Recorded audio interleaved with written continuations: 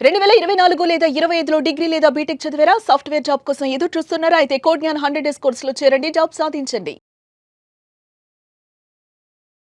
Hello Nagarjuna Reddy గారు. చెప్పు నాగరాజు, నువ్వు అడగాలి, నేను చెప్పాలి, ప్రజలు తెలుసుకోవాలి, జాగ్రత్త పడాలి. వాళ్ళకి ₹10 సేవ్ కావాలి, నష్టపోకూడదు. మరీ ఎక్కువగా అప్పులు చేసి నష్టపోయి ఆత్మహత్యల దాకా పోకూడదు పోకూడదు. ఎస్. అండ్ మీరు అథెంటిక్ ఇన్ఫర్మేషన్ ఎప్పటికప్పుడు ఇస్తుంటారు కాబట్టి దీని మీద నేను వీడియోస్ చేయడం జరుగుతుంది కాబట్టి చెప్తున్నాను మీకు. అంటే వాళ్ళు అడుగుతున్నది ఎండ్ ఆఫ్ ది డే అంటే నేను మాట్లాడుకున్నది చాలా అంటే గోల్డ్ మీద మాట్లాడుకున్నాము, వెండి మీద మాట్లాడుకున్నాము, షేర్ మార్కెట్ గురించి కూడా మాట్లాడుకోవడం జరిగింది. అంటే ఏ విధంగా ఉంటుంది, ప్రస్తుతం ఫ్లక్చువేషన్స్ ఎక్కువ ఉన్నాయి, అసలు దేని మీద ఏ విధంగా ఉండాలనేది. అండ్ ఏదో గోల్డ్ బబుల్ అంటున్నారు. అసలు గోల్డ్ బబుల్ అనేది అంటే అసలు దానివల్ల జరిగేటువంటి చర్యలు ఏ విధంగా ఉంటాయి? అంటే ఈ సమయంలో గోల్డ్ కానీ వెండి కానీ కొనడం మంచిదేనా? సామాన్య ప్రజలకి అది ఎంతవరకు ఉపయోగపడేటువంటిది అనుకోవచ్చు, అసలు ఏమనుకోవచ్చు, ఏం జరుగుతుంది? ఈ బబుల్ అంటే ఏంది? నీటి బుడగ, లేదంటే మన పిల్లలు ఆడుకునే బుగ్గలు ఏమైనా దాన్నే కదా బబుల్ అంటారు కదా. What you said is 100% correct Nagaraju. ఇది బబుల్ లాంటిదే. ఎప్పుడు పేలిపోద్దో తెలియదు, బా ఎప్పుడు పెద్దదవుద్దో తెలియదు, ఎప్పుడు చితికిపోద్దో తెలియదు, ఎప్పుడు పేలిపోద్దో తెలియదు. అందుకని దాన్ని బబుల్ అంటారు. అట్లాంటి దాన్ని దేన్నైనా బబుల్ అనే కదా అంటారు. అవును. ఇప్పుడు మనం బట్టలు తుక్కునేటప్పుడు కూడాను బబుల్స్ వస్తాయిగా. ఎంతసేపు ఉంటాయి? ఓ నిమిషం కూడా ఉండదు. అలాగే కొన్ని రకాలైన పురుగులు ఉంటాయి, మినుగురు పురుగులు అంటారు సార్. అవునవును. వాటి లైఫ్ ఎంత ఉంటుంది అనుకున్నావు? 3-4 నిమిషాల కంటే ఉండదు, అంతే. ఇది కూడా అలాంటిదే. అందుకని ఇలాంటి బబుల్స్ని చూసి మీరేమి కంగారు పడాల్సినటువంటి పనే లేదు. మీ దగ్గర ఇప్పుడు ఎంత అయితే బంగారం ఉందో దాన్ని అలాగే ఉంచుకోండి. అప్పులు చేసి బంగారం కొనకండి, దురాశకు పోకండి.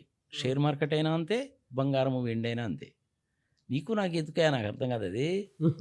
ఇప్పుడు ప్రజలకు కూడా సమయ సందర్భం వచ్చింది కాబట్టి చెప్తున్నాను నేను నీకు. జార్జ్ సోరోస్ అనే పేరు నాను ఎప్పుడన్నా 22-23 సంవత్సరాల వయసులో ఉన్నప్పుడు బ్యాంకులో ఎంప్లాయీ కింద జాయిన్ అయ్యాడు. ఫారిన్ కరెన్సీ అమ్మడము కొనడము, షేర్లు అమ్మడము కొనడము చూశాడు.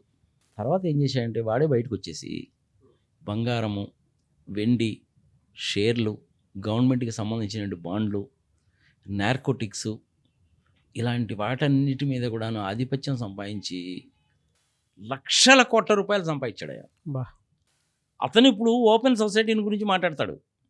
దేవుడు, భక్తి, నీతి, నిజాయితీ, న్యాయము, ధర్మాన్ని గురించి మాట్లాడతాడు. ఈ వయసులో చేసిన అన్నీ కూడాను దిక్కుమాలి పనులే, కానీ ఇప్పుడు వాటిని గురించి మాట్లాడతాడు. ప్రభుత్వాలను కూలదోషిస్తారు స్వామి. వెనిజులాలో కానీ, బంగ్లాదేశ్లో కానీ, శ్రీలంకలో కానీ, ఈవెన్ ఇండియాలో కూడా చేయడానికి ట్రై చేశారు, కుదరలేదు. వాళ్ళు ఏం చేస్తారంటే చాప కింద నీళ్ళలాగా ఉంటారు. యంగ్స్టర్స్ని ఎంప్లాయీస్ కింద తీసుకొని తప్పుడు ప్రచారాలన్నీ చేయిస్తారు స్వామి. ప్రభుత్వాలే కూలిపోతాయి అసలు ఒకసారి. బంగ్లాదేశ్లో జరిగింది అదే, శ్రీలంకలో జరిగింది అదే. ఇట్లాంటి దేశాలే ప్రభుత్వాలే మారిపోతుంటాయి అన్నమాట వీళ్ళు చేసే పనుల మూలకంగా. వీళ్ళు పెద్ద మాఫియాలు వీళ్ళు. కానీ నువ్వు ఆ మాట గట్టిగా అనకూడదు సుమా. గట్టిగా అన్నా అంటే నిన్ను కూడా లేపేస్తారు. ఒక్కోసారి ఒక్క మనిషిని లేపేయడానికి ఎంటైర్ ప్లేన్ని లేపేస్తారు. ప్లేన్ని లేపేస్తారు తెలిసిన. ఆ పైలట్కి, కో పైలట్కి కోట్ల రూపాయల డబ్బులు ఇచ్చేసి వాళ్ళ ఫ్యామిలీ అంటే ఇంక ఒక రకంగా చెప్పాలంటే ఏంటంటే వాడు సిద్ధపడ్డాడు అనమాట. నేను పోయినా పర్వాలేదు, నా కుటుంబం బాగుంటే చాలు అనేసి ఆ ప్లేన్ని క్రాష్ చేసేస్తారు. అందులో ఏంటి, వాళ్ళని వ్యతిరేకించేవాడు ఒకళ్ళో ఇద్దరే ఉంటారు అంతే. వాళ్ళని చంపడానికి కోసం చెప్పి మొత్తాన్ని చంపుతారనమాట. ఎక్స్పెక్ట్ చేస్తావు నువ్వు అసలు ఎప్పుడన్నా అట్లా? ఊహకు కూడా అందదు తెలుసా. కానీ జరిగినాయి అలాంటి ఇన్స్టెన్సెస్. మంచి సైంటిస్ట్ ఎవడన్నా ఉన్నాడంటే వాడిని కూడా ఇలాగే లేపేస్తారు. మన మోడీ గారు షాంఘైకి వెళ్ళాడా? పుతిన్ గారి కారులో 45 నిమిషాలు పోయాడా? అదే టైంలో ఢాకాలో, బంగ్లాదేశ్ ఢాకాలో ఒక సిఐఏ ఏజెంట్ హోటల్లో చనిపోయాడు. మోడీ గారి మీద కుట్ర చేయడానికి అని చెప్పి ఒక పెద్ద పన్నాగం విన్నారు. అందుకనే ఆ సంగతి ముందే పుతిన్ గారికి తెలిసి ఆయన పక్కనే కూర్చోబెట్టుకొని కారులో తీసుకెళ్ళాడు షాంఘై మీటింగ్కి. అందుకనే మోడీ గారు వచ్చిన తర్వాత చూసారా, అవును, ఏం మాట్లాడాడో విన్నాగా మనం. అట్లాంటి పనులు కూడా చేయిస్తారన్నమాట వీళ్ళు. జార్జ్ సోరోస్ అనేటువంటి వాడు ప్రపంచంలో చాలా పెద్దడు. ట్రంప్ కూడా వాడు చెప్పినట్టు వినాల్సిందే ఒకసారి. అడిగి బంగారం పెరగడం తగ్గడం, షేర్లు పెరగడం తగ్గడం అనేది నథింగ్ అబ్బా వాళ్ళకి. అమెజాన్ ఫారెస్ట్ని నరికేశారు వాడు, తెలిసిన నీకు? అమెజాన్ ఫారెస్ట్ అనేటువంటి చాలా గొప్ప ఫారెస్ట్ కదా. ప్రపంచానికి 20% ఆక్సిజన్ ఇచ్చేది అమెజాన్ ఫారెస్టే. ఆ అమెజాన్ ఫారెస్ట్ని కూడా నరికేస్తారు వీళ్ళు. నరికేశారు కూడా, ఫర్ యువర్ ఇన్ఫర్మేషన్. అది జార్జ్ సోరోస్ ఓపెన్ సొసైటీ. వాళ్ళు కూడాను ఈ బంగారం పెరగడం తగ్గడంలో ఇన్వాల్వ్ అయి ఉంటారు. వాళ్ళు డైరెక్ట్గా ఇన్వాల్వ్ కాదు తెలుసా, ఇండైరెక్ట్ ప్రపోర్షనల్. హెచ్ఎస్బిసి బ్యాంక్లో అలాగే జేపీ మోర్గన్లో, మోర్గన్ స్టాన్లీలో ఇన్వెస్ట్మెంట్ చేస్తారు. ఎట్లా షేర్స్ రూపంలో ఇన్వెస్ట్ చేస్తారు. 50%, 55%, 60% వాళ్ళ షేర్ హోల్డింగే ఉంటుంది. ఇంక వాళ్ళు ఎట్ట చెప్తే అట్ట చేయాల్సిందేగా. మేనేజింగ్ డైరెక్టర్ కానీ, చైర్మన్ కానీ, డైరెక్టర్ కానీ వాళ్ళు చెప్పినట్టు చేయాల్సిందే. ఈ జ్యోతి సూరజ్ ఏం చేస్తాడంటే, నువ్వు రోజుకు టన్ను బంగారం కొనంటాడు. వాళ్ళు డైరెక్టర్లు కొంటారు. ఒక సర్టన్ టైం వచ్చిన తర్వాత ఇంక మనకు చాలే లాభం, మనకు మొత్తం అమ్మేరా బాబు అంటారు. అమ్మేయడం కూడా ఏంది, గంటలో అమ్మేయాలంటారు. వీళ్ళకి నార్మల్ టైం లిమిట్ ఏంటో తెలిసిన, ఈ షేర్స్కి కానీ, బంగారానికి కానీ, దీనికి కానీ 90 రోజుల నుంచి 120 రోజులు, అంతకంటే ఎక్కువ పీరియడ్ ఉండదు. ఇండియాలో కూడాను షేర్ మార్కెట్ ఒకసారి టక్మని చెప్పి ఎందుకు క్రాష్ అవుతుందో తెలిసిన, ఫారెన్ డైరెక్ట్ ఇన్వెస్ట్మెంట్ చేస్తారు. ఫారెన్ ఇన్స్టిట్యూషనల్ ఇన్వెస్టార్స్ అంటారు. బిలియన్స్ ఆఫ్ డాలర్స్ తీసుకొచ్చి ఇండియాలో షేర్లు కొండ మొదలు పెడతారు. ఆ షేర్ ప్రైస్ ఏముంది, పెరుగుతూ పోతుంది. 90 రోజుల్లో, 120 రోజుల్లో మ్యాక్సిమం ఒక్క రోజులో షేర్లు మొత్తం అమ్మేస్తారయ్యా. బా వాళ్ళకేం ప్రాఫిట్ వస్తుంది. వీళ్ళు అమ్మేయడం మొదలుపెట్టిన పక్క రోజు అంతకు ముందు రోజు నేను కొన్నావు అనుకో. ఫర్ ఎగ్జాంపుల్ February 1st నువ్వు కొన్నావు, వీడు February 2nd ఏం చేస్తారంటే మొత్తం షేర్లు అమ్మేస్తారు. మొత్తం షేర్లు అమ్మేసరికి ఏమవుతుంది, నీకు తగ్గిపోద్దిగా షేర్ ప్రైస్. వీళ్ళు నష్టపోవట్లా. అవును. 98% మందిని నష్టపెట్టి వీళ్ళు కోర్టు సంపాదిస్తారన్నమాట. వీళ్ళు చేసే పనులే అయ్యి. కోర్సు నువ్వు అనవచ్చు, పైన భగవంతుడు ఉన్నాడండి వీళ్ళని శిక్షించడం అంటే, సరే కుంభీపాకం పొంబీపాకం పాడు పచ్చిపదులు ఏ శిక్షలు ఉంటాయి, ఇది మర్చిపో. మొత్తం నువ్వైతే నష్టపోయావుగా, వాడైతే లాభపడ్డాడుగా. వాడికి ఇప్పుడు 24 సంవత్సరాలు, వాళ్ళ సంతానం గింతానం సంఘ సంవత్సరం ఏంటో నాకు అంత బాగా తెలియదు. ఇంతకుముందు ఎక్కడో రాసి పెట్టాను, మర్చిపోయాను అనుకో. వాడి పేరు మాత్రం గుర్తుంది. వాడి ఇన్వాల్వ్మెంట్ కూడా ఉంటుంది ఇప్పుడు ఇందులో. ఈ బంగారం పెరగడం తగ్గడంలో ప్రపంచవ్యాప్తంగా వాడి ఇన్వాల్వ్మెంట్ కూడా ఉంటుంది గ్యారంటీగా. ఓపెన్ సొసైటీ జార్జ్ సోరోస్, గుర్తుపెట్టుకో. వాడు డబ్బులు సంపాదించిందే దాంట్లో.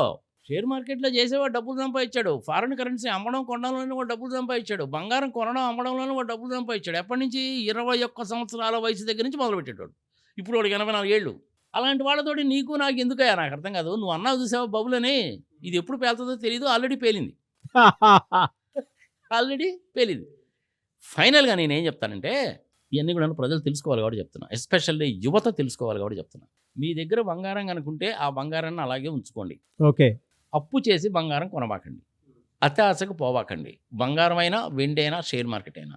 మరి ఇంక ఇది ఎంతకాలం తగ్గుతుంది అంటే, ఒరిజినల్గా వీళ్ళు 60,000 కొనున్నారు అనుకుందాం ఫర్ ఎగ్జాంపుల్. 60,000కి తగ్గిందాకా అమ్ముతారనమాట వీళ్ళు. దాని తర్వాత స్టెబిలైజ్ అయిపోద్ది. ఒక నెల రోజుల దాకా ఏమీ స్టడీస్ అప్పుడు ఉండదు. మళ్ళీ ఇంకొక 3 నెలలు పోయిన తర్వాత మళ్ళీ పెరగడం మొదలుపెట్టుద్ది. అరే పెరుగుతుంది. పోయినసారి మనం కొనలేదని చెప్పి ఎవడన్నా అమాయకి మళ్ళీ కొండ మొదలు పెట్టాడంటే అదొక 2 నెలల పాటు పెరుగుద్ది. తర్వాత మళ్ళీ అమ్మేస్తాను. చెప్పే కదా నేను, 90 రోజుల నుంచి 120 రోజుల లోపల అయిపోవాలా. ప్రాఫిట్ బుకింగ్ అంటారు దీన్ని. అంతే. లక్షల్లో షేర్లు కొంటారు, టన్నులో బంగారం కొంటారు. నేను టన్నులో బంగారం కొనగలమా, షేర్లు కొనగలమా? చేయలేంగా. అందరూ చేసే పనులు ఇలాగా ఉంటాయి. ఇప్పుడు మన తిరుపతిలో శేషాచలం అడవులు ఉన్నాయి. శేషాచలం అడవుల్లో గంధపు చెక్కలు, సంగతి సమాచారం, అది కూడా ఒక పెద్ద మాఫియా. వాళ్ళని ఎవడూ టచ్ చేయలేడు. ఎందుకయ్యా బాబు అంటే, వాళ్ళకి ఎంపీలతోటి, ఎమ్మెల్యేలతోటి, ముఖ్యమంత్రులతోటి, ప్రైమ్ మినిస్టర్లతోటి రిలేషన్లు ఉంటాయి. వాళ్ళకి ఎలక్షన్ ఫండ్ వీళ్ళే ఇచ్చేది. జార్జ్ సోరోస్ కూడాను ఎలక్షన్ ఫండ్ ఇస్తాడు. మోడీ గారికి ఇస్తాడు, చంద్రబాబు నాయుడికి ఇస్తాడు, జగన్మోహన్ రెడ్డికి ఇస్తాడు, రాహుల్ గాంధీకి కూడా ఇస్తాడు. మరి తీసుకోకూడదా, తీసుకోవచ్చా అనేసి అంటే వాళ్ళ విజ్ఞత కుదిరేద్దాం మనం. That is a different thing. కానీ బబుల్ అని నువ్వు అన్నావు చూసావు, ఆ బబుల్ అనేది ఆల్రెడీ పేలిపోయింది. ఇంకా మళ్ళీ ఎప్పుడు పేలుతుంది అంటే, ఒక 2-3 నెలల పాటు ఇలాగే కూల్గా కామ్గా ఉంటుంది. మళ్ళీ చిన్నగా బబుల్ ఫామ్ అవుతుంది. ఇంకొక 90 రోజుల్లో మళ్ళీ ఆ బబుల్ పేలుతుంది. 3 నెలల్లో జరిగిపోయింది ఇదే. అంతే. వాళ్ళ పీరియడ్ అంతే. 90 డేస్ లోపల నాకు లాభం వచ్చేయాలా. నేను 10 రూపాయలు పెట్టాలి. 11, 12, 13, 14 పోతూ ఉంటుంది. 20 రూపాయల దాకా నేను కొంటాను, తర్వాత నేను అమ్మేస్తాను. అంతే. యావరేజ్ రేట్ ఎంత పడుతుంది వాళ్ళకి? 12, 13 రూపాయల కంటే పడదు. 20 రూపాయలకు అమ్ముకున్నాడు, 7 రూపాయలు వచ్చింది కదా, సాల్తా అయింది. పర్ షేర్కి 7 రూపీస్ వచ్చింది. అదేవిధంగా బంగారానికి పర్ గ్రాముకి 10,000 వచ్చింది అనుకో, సాలుగా వాడికి. కోట్లలో ఉంటుందబ్బా, అది బిలియన్స్ ఆఫ్ డాలర్స్లో ఉంటుంది. ఇన్ని విషయాలు ఉంటాయబ్బా. అమెజాన్ ఫారెస్ట్ల దగ్గర నుంచి మొదలుపెట్టి, మెక్సికో నుంచి గోడలు దూకి అమెరికాలోకి దొంగతనంగా పోయే దాని దగ్గర నుంచి మొదలుపెట్టి, ప్రభుత్వాలను కూల్చేయడం దగ్గర నుంచి మొదలుపెట్టి ఇవన్నీ జరుగుతాయి. ఇట్లాంటివన్నీ కూడాను సామాన్య మానవులకి నీకు నాకు ఎందుకు స్వామి అనవసరంగా చెప్పు. జనాలకు తెలియాలి కాబట్టి నువ్వు అడిగావు, నేను చెప్పాను. బబులో పేలిపోయింది, మళ్ళీ ఎప్పుడు పేలుతుంది, ఇంకొక 5-6 నెలలు వెయిట్ చేయండి, మళ్ళీ పేలుతుంది. గోల్డ్ లోన్ తీసుకున్నావు బ్యాంకులో అనుకుందాం, 7% గోల్డ్ లోన్ తీసుకున్నావయ్యా. నీకు 9%కి హౌసింగ్ లోన్ ఉందనుకో. ఈ 7%కి గోల్డ్ లోన్ తీసుకొని 9% హౌసింగ్ లోన్ అనేది తీర్చేయి, నీకు డబ్బులు మిగులుతాయిగా. ఆ పని చేయొచ్చు సామాన్య మానవుడు. బా అప్పు చేసి బంగారం కొనవద్దు, ఆస్తులు అమ్మి బంగారం కొనవద్దు. నీకు ఏదైనా భూమి ఉందనుకో, భూమి ఉంచుకో. ఇండియాలో భూమి మొత్తం ఎంత ఉంది? 82 కోట్ల ఎకరాల భూమి. ఆంధ్రప్రదేశ్కు భూమి ఎంత? 3,95,00,000 ఎకరాలు. అందులో ఒక ఎకరం కొనుక్కోవడానికి ప్రయత్నించు, తప్పులేదు. గ్రాడ్యువల్గా పెరుగుతుంది. పట్టణాలు పెరిగే కొద్దీ హైదరాబాద్ పట్టణానికి ఒక 10 కిలోమీటర్లు పోయిన తర్వాత నువ్వు ఎకరం ఒక 25 లక్షలు పెట్టుకుంటే నీ పిల్లలు పెరిగి పెద్దవాళ్ళు అయ్యేసరికి అది ₹1,00,00,000 పోద్ది. స్టాండర్డ్గా పెరుగుతుంది. కానీ ఈ బంగారము చెప్పలేము, షేర్లు చెప్పలేము, అవన్నీ బబుల్సే. దగ్గర డబ్బులు ఉంటే ల్యాండ్ రూపంలో పెట్టుకో. ఎస్పెషల్లీ పట్టణాలు, హైదరాబాదు, వరంగల్, నిజామాబాద్, వైజాగ్ ఇట్లాంటి వాటిల్లో పెట్టుకో. సో బంగారం విషయంలో బబుల్ పేలిపోయింది. Yes, very good knowledge sir. Thank you అండి. Thank you so much Nagarjuna Reddy గారు. నమస్తే.